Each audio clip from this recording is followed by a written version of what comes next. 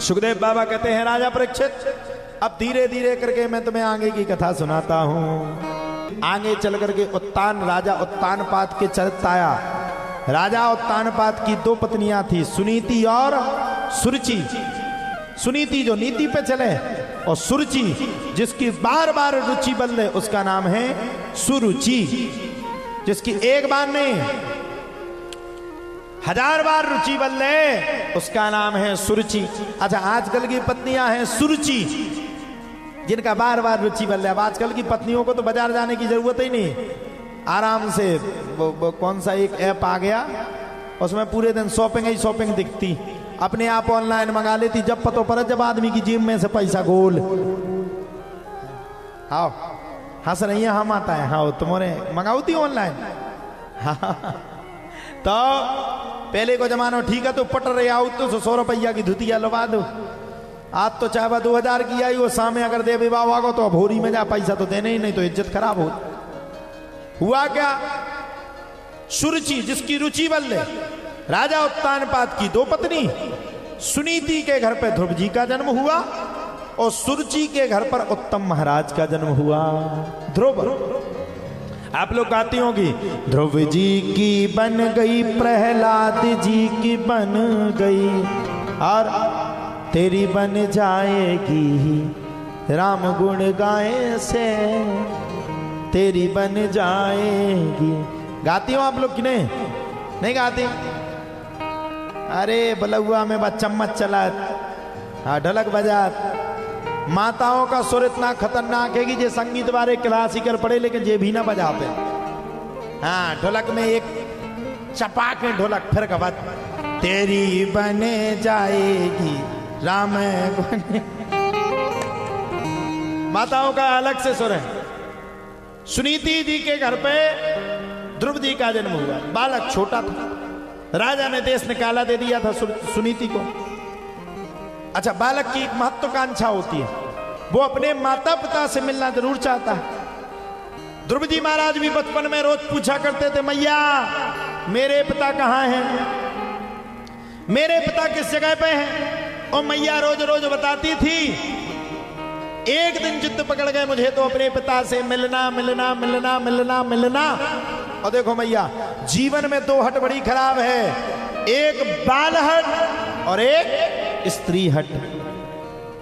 अगर स्त्री हट को पकड़ गई तो समझ लो विनाश है जाएगा, और अगर बालक पकड़ गया तो पाक करके रहेगा। पहुंचे पिताजी के पास, पिताजी ने अंग से लगाया, सौतेली माता ने ध्रुव जी महाराज को पकड़ा और पकड़ करके उठा करके बाहर कर दिया। और जब ध्रुव जी को बाहर किया तो उन्हें बड़ा बुरा लगा। माता ने कहा, जा पुत्र वन में खूब तपस्या करना। मात्र 6 वर्ष की उम्र में ध्रुव जी महाराज चल पड़े। किसको पाने के लिए? भगवान को। नारद मुनि आ गए बीच में, अरे कहां जा रहे हो? भगवान को पाने के चक्कर में बर्बाद ना है जाना। बोले क्यों? अरे बोले भगवान को कैसे पालोगे, बड़े बड़े महात्माओं ने नहीं पा पाया, तुम 6 वर्ष की उम्र में पालोगे। बोले बिल्कुल पालेंगे, आप चिंता मत करो। चल पड़े। और देखिए, जिसके जीवन में निश्चय हो, जिसके जीवन में आत्मविश्वास हो, जो एक ही डगर पर चलता हो, वो एक दिन मंजिल को जरूर जरूर जरूर पा लेता है, जैसे ध्रुव जी महाराज ने पाया। खूब तपस्या करी ध्रुव जी महाराज ने, खूब तपस्या करी। इतनी तपस्या इतनी तपस्या इतनी तपस्या जिसकी कोई सीमा नहीं। और मात्र 6 महीने में ध्रुव जी महाराज से मिलने के लिए भगवान को खुद दौड़ करके आना पड़ा। गाने वाले ने कहा, जिसने हरि गुण गाए, जिसने प्रभु गुण गाए, हरि दौड़े चले आए, प्रभु दौड़े चले आए, हरि दौड़े चले आए, प्रभु दौड़े चले आए। महाराज प्रभु आए, ध्रुव जी को वरदान दिया। 36,000 वर्ष तक ध्रुव जी ने राज्य किया। सुखदेव बाबा कहते हैं, राजा परीक्षित ध्रुव के बाद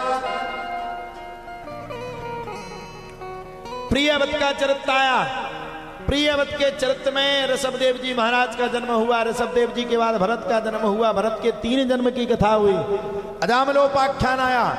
सुखदेव बाबा कहते हैं राजा परीक्षित आगे चल के महाराज कश्यप की 2 पत्नियां थी, दिति और अदिति। दिति ने संध्याकालीन के समय पर भोग वासना की, इसलिए कहा जाता है सायंकालीन के समय पर कभी भोग वासना नहीं करना चाहिए। भगवान का समय होता, भगवान उस समय निकलते। भोग वासना की तो दिति के 2 पुत्र हुए, हिरण्याक्ष और हिरण्यकश्यपु। हिरण्याक्ष बड़ा खतरनाक था। भगवान की भक्ति करते करते करते करते करते हिरण्याक्ष ने बड़ा सुंदर वरदान पा लिया। देवता झाड़ू लगाने लगे, इंद्र झाड़ू लगाने लगे। बाद में भगवान ने 12 अवतार लेकर के हिरण्याक्ष का वध कर दिया। हिरण्यकश्यपु को मन में बड़ा बुरा लगा, अरे मेरे भाई को मार डाला, मैं छोड़ूंगा नहीं विष्णु को। और भगवान का भजन शुरू किया। ब्रह्मा जी ने कहा परम ब्रूयात, तो इसने इतने वर मांग डाले जिसकी कोई सीमा नहीं।